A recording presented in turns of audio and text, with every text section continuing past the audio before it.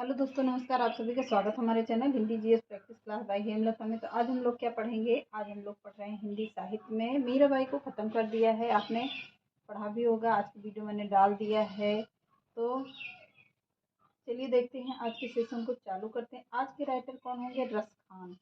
Very important होते, इनसे प्रश्न कई 2-4 प्रश्न कभी कभी पूछ लेता है, या 2-3 तो कहीं ना कहीं से तो पक्का ही पूछा जाता है। तो चलिए टाइम ना वेस्ट करते हुए हम लोग चालू करते हैं। हेडिंग डाल लीजिए, क्या रस खान। इनका पूरा नाम क्या था? सैयद इब्राहिम रस खान। क्या नाम था? रस खान।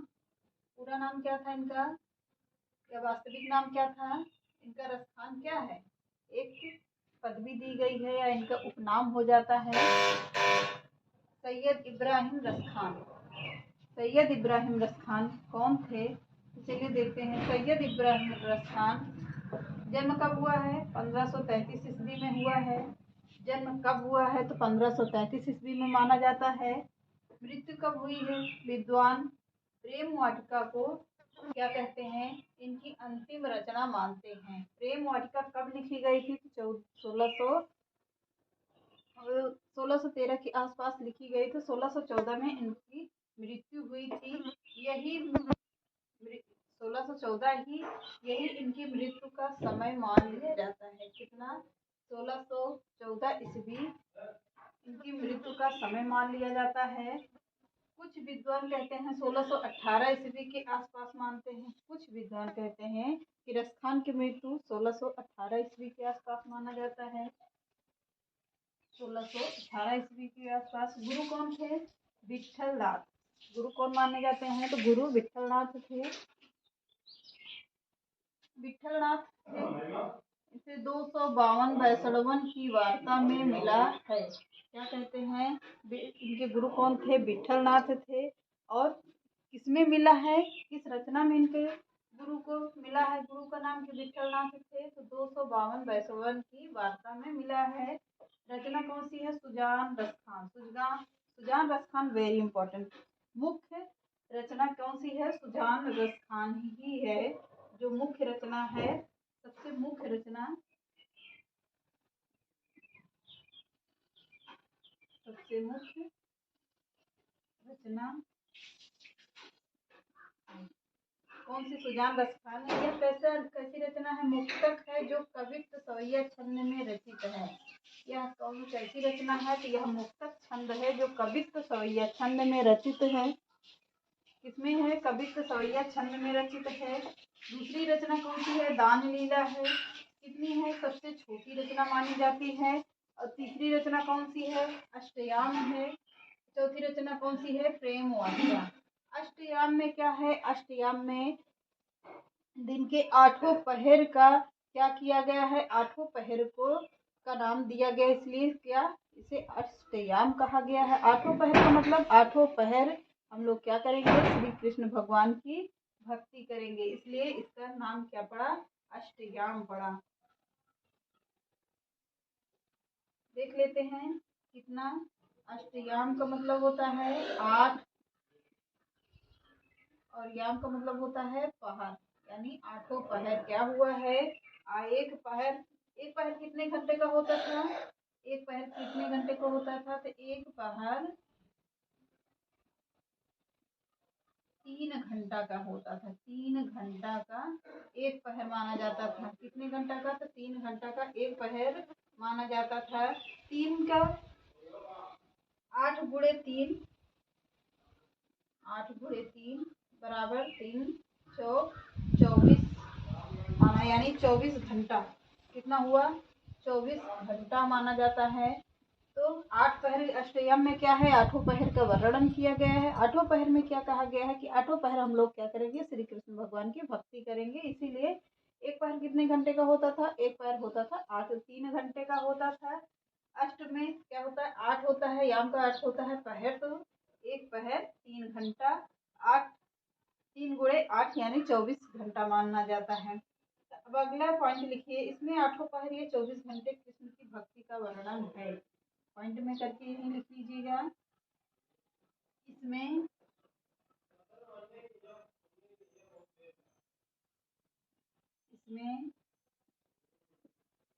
आठ, आठों पहर, आठों पहर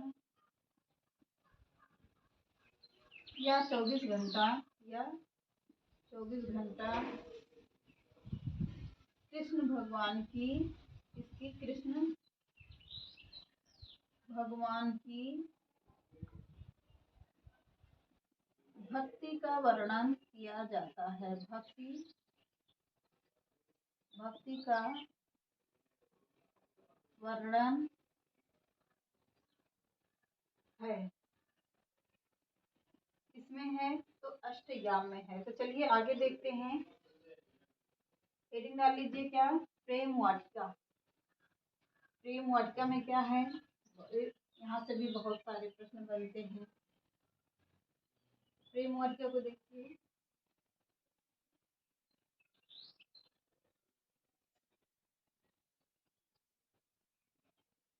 प्रेम वाटिका, अब इसमें लिखिए प्रेम वाटिका में, इसमें प्रेम को एक वाटिका माना गया है। प्रेम वाटिका में क्या कहा गया है, इसमें प्रेम को एक वाटिका माना गया है। वाटिका माना गया है, प्रेम को एक वाटिका माना गया है, जिसके माली श्री कृष्ण तथा मालिन राधा है। जिसके माली श्री कृष्ण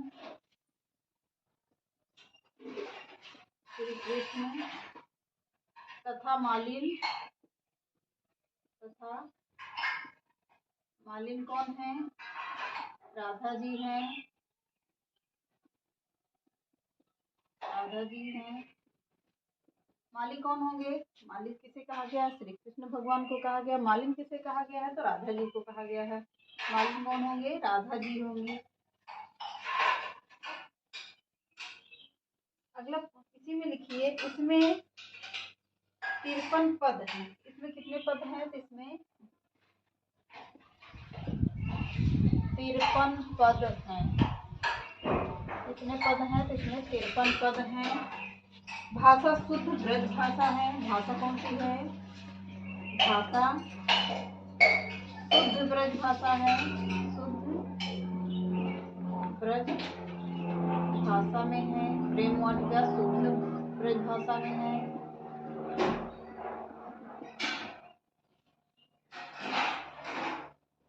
अब अगला पॉइंट लिखिए, शुद्ध ब्रज भाषा का जो चल तापन और सफाई,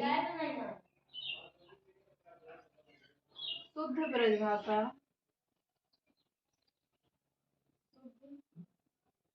ब्रज भाषा, शुद्ध ब्रज भाषा का जो चल तापन, जो चल तापन, चल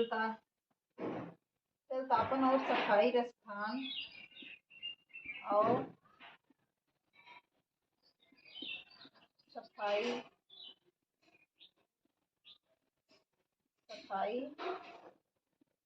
रसखान क्या है, सफाई रसखान और घनानंद की रचनाओं में है। घनानंद की और घनानंद की रचनाओं में है। की रचनाओं में है, इसमें है, घनानंद की रचनाओं में है। वह अत्यंत दुर्लभ है। वह अत्यंत दुर्लभ है। अत्यंत दुर्लभ है। इसको सवैया छंद इतना सिद्ध था, इसका सवैया छंद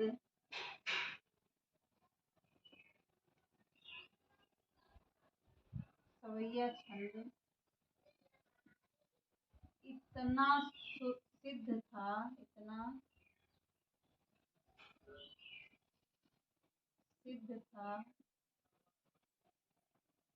कि लोग सवैया को रसखान कहने लगे, कि लोग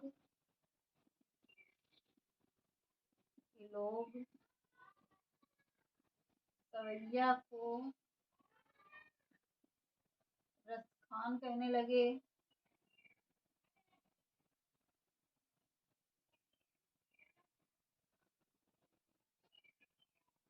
रसखान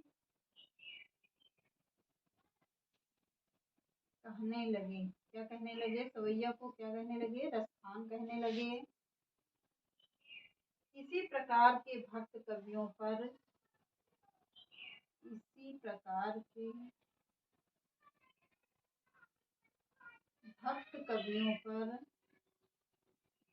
भक्त कवियों पर भारतेंदु जी ने कहा है, भारतेंदु जी ने कहा है, क्या कहा है? इन मुसलमान कवियों पर, इनकी कथन क्या है? इन मुसलमान कवियों पर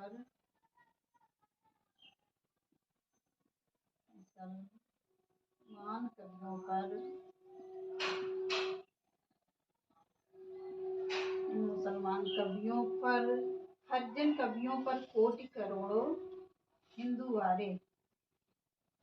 हरिजन कवियों पर कोटि का मतलब क्या होता है? करोड़ों हिंदू वारे। कोटि का मतलब होता है करोड़ों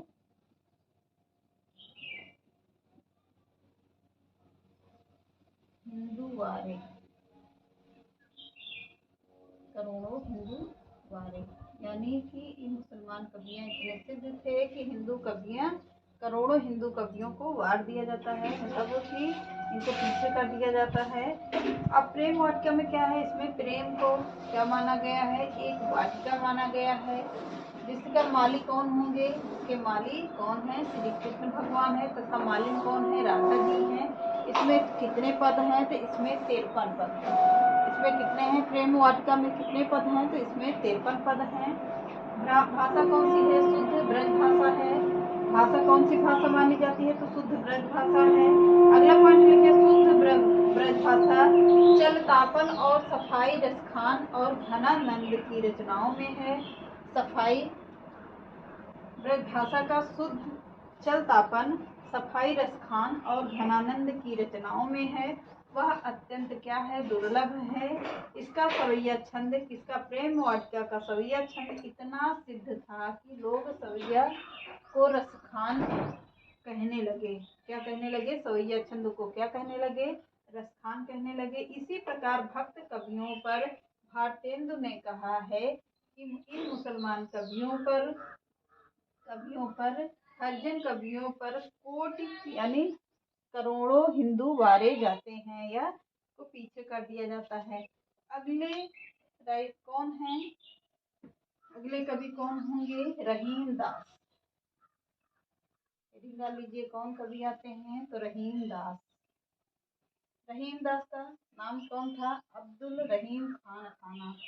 ये कौन थे? अब्दुल रहीम खान खाना अकबर के नौरत्नों में से एक थे। कैसे थे? अब्दुल रहीम खान खाना अकबर के नौरत्नों में से एक थे।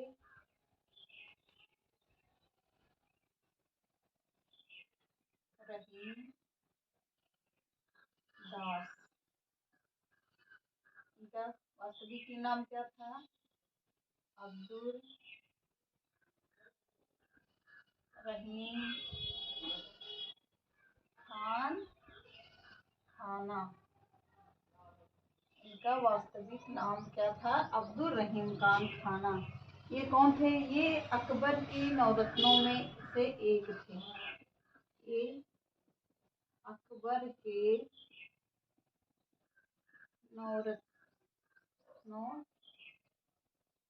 रत्नों में से एक थे। कौन थे? ये अकबर के नौरत्नों में से एक थे। अकबर के कितने नवरत्न थे? 9।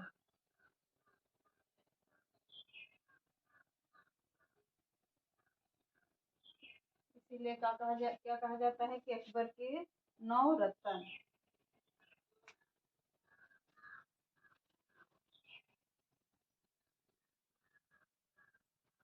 थोड़ा सा देख लेते हैं। रहीम जी तुलसीदास और गंग कवि के परम मित्र थे। रहीमदास रहीमदास तुलसीदास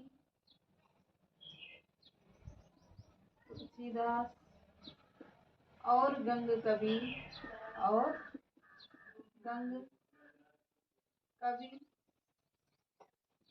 के परम मित्र थे। परम